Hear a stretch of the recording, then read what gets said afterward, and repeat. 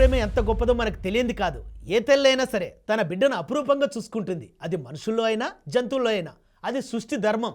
కానీ ఇక్కడ మాత్రం రెండు విభిన్న జాతులకు చెందిన పశువుల మధ్య చిగురించిన ప్రేమ అది అందరినీ ఆకట్టుకుంటుంది. మరి అదేంటో మీరే చూడండి.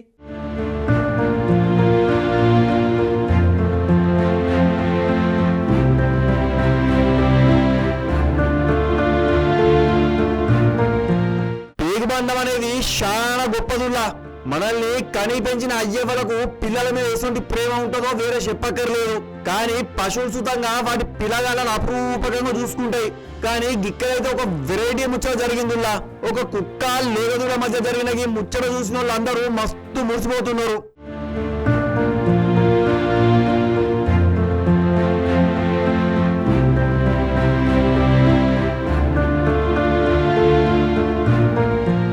అయితే ఆడకుక్క ఒక గద్దె మీద ప్రశాంతంగా కూర్చుందిలా.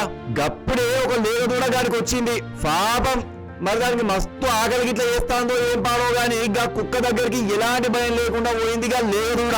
ఇక కుక్క దగ్గరికి పోయేగా దూడ దాని పాలు గిట్ల తాగింది.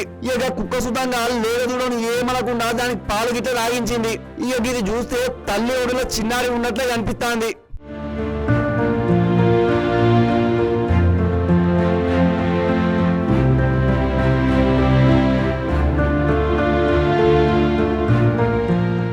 ఈ ముచ్చటైతే నెట్టింట్లో మస్తు వైరల్ సుతంగా అవుతాంది.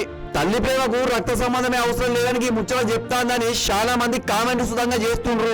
ఇక జంతువుల ప్రేమను చూసి మన మనుషులు సుతంగా మస్తు నేర్చుకోవాలని అంటుండ్రు.